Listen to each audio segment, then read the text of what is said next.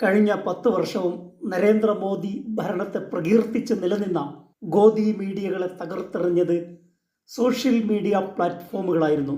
2024 election പ്രഖ്യാപിച്ചപ്പോൾ ഗോദി മീഡിയകൾ ഇന്ത്യയിലാകെ പ്രചരിപ്പിച്ചത് 400 സീറ്റുമായി 3ാം തവണ മോദി അധികാരത്തിൽ വരും എന്നായിരുന്നു.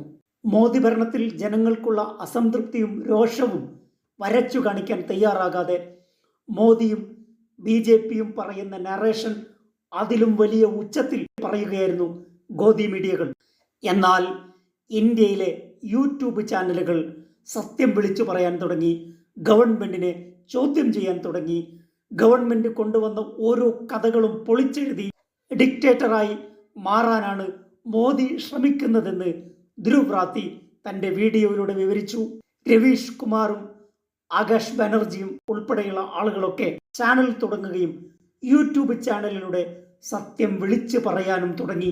മോദിയും BJPയും IT സെല്ലും മാത്രം നിയന്ത്രിച്ചിരുന്ന രാഷ്ട്രീയ നറേഷൻ ചോദ്യം ചെയ്യാനും ജനങ്ങളുടെ ഭാഗത്തു നിന്ന് അവരുടെ ശബ്ദം, പ്രതിഷേധം ഉയർത്തിക്കാണിക്കുവാനും യൂട്യൂബ് ചാനലുകൾ തയ്യാറായി.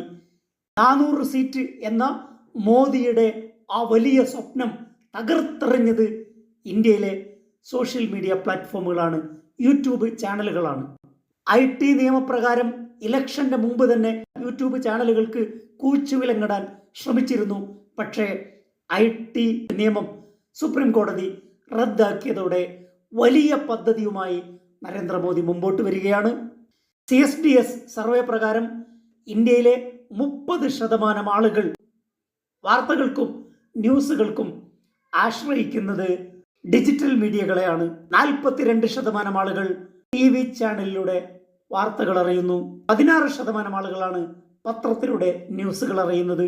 ന്യൂസിന് വേണ്ടി radio ആശ്രയിക്കുന്നവർ 6%.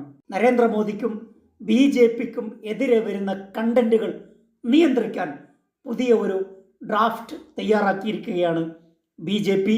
Broadcasting regulation bill 2024 1995 broadcasting നിയമമാണ് മാറ്റി എഴുതുന്നത്. പൊളിറ്റിക്സും ന്യൂസും കൈകാര്യം ചെയ്യുന്ന മുഴുവൻ യൂട്യൂബ് ചാനലുകളും OTT പ്ലാറ്റ്ഫോമുകളെ പോലെ, ടെലിവിഷൻ ചാനലുകളെ പോലെ ഗവൺമെൻറ്റിൻ്റെ നിയന്ത്രണത്തിൽ വരുത്തുന്നതാണ് പുതിയ നിയമം.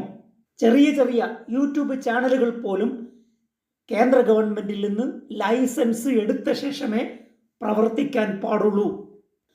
ഇന്ത്യയിലെ ടെലിവിഷൻ ചാനലുകൾക്കും OTT പ്ലാറ്റ്ഫോമുകളായ ആമസോൺ പ്രൈം, അതുപോലെ നെറ്റ്ഫ്ലിക്സ് ഉൾപ്പെടെയുള്ള വലിയ കമ്പനികൾക്ക് ബാധകമായ നിയമം സാധാരണ പൊളിറ്റിക്സും ന്യൂസും കൈകാര്യം ചെയ്യുന്ന എല്ലാ യൂട്യൂബ് ചാനലുകൾക്കും ബാധകമാണ്.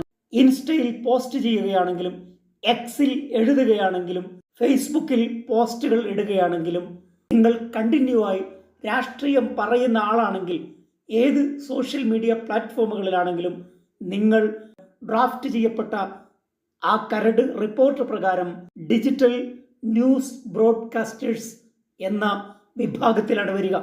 ലൈസൻസും പെർമിറ്റും സമ്പാദിക്കണം.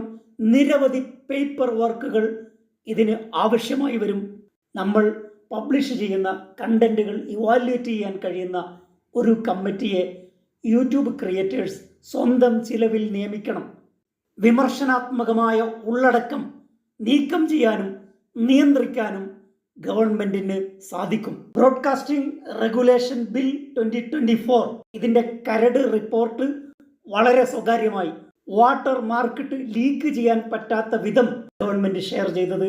രഹസ്യാത്മകത ഉറപ്പുവരുത്തി കർശനമായ നിബന്ധനയോടെ ഷെയർ ചെയ്ത ഈ കരട് റിപ്പോർട്ടും ലീക്ക് ആവുകയാണ് ഉണ്ടായത്. ഹിന്ദുസ്ഥാൻ ടൈംസ് വാർത്ത പുറത്തുവിട്ടു. ധ്രുവ് റാത്തിയെ പോലെ ഇന്ത്യക്ക് പുറത്തു നിന്ന് കണ്ടന്റ് ക്രിയേറ്റ് ചെയ്യുന്നവരെയും ഈ നിയമത്തിൻ്റെ പരിധിയിൽ കൊണ്ടുവരാനാണ് കരട് ശുപാർശ ചെയ്യുന്നത്.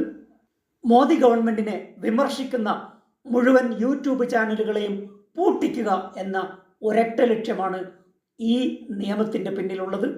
സ്പീക്ക് ടു പവർ, അധികാരത്തോട് ചോദ്യങ്ങൾ ഉയർത്തുക. ഇതാണ് മാധ്യമങ്ങളുടെയും കണ്ടന്റ് ക്രിയേറ്റേഴ്സിൻ്റെയും പ്രധാന ദൗത്യം. ജനാധിപത്യത്തിൻ്റെ അന്തസത്ത ഉൾക്കൊള്ളാൻ BJPയോ നരേന്ദ്രമോദിയോ തയ്യാറല്ല എന്നതിൻ്റെ ഒടുവിലത്തെ ഉദാഹരണമാണ് കിരാത നിയമത്തിൻ്റെ ഈ ഡ്രാഫ്റ്റ്. മറ്റൊരു വിഷയമായി അടുത്ത എപ്പിസോഡിൽ. Thank you.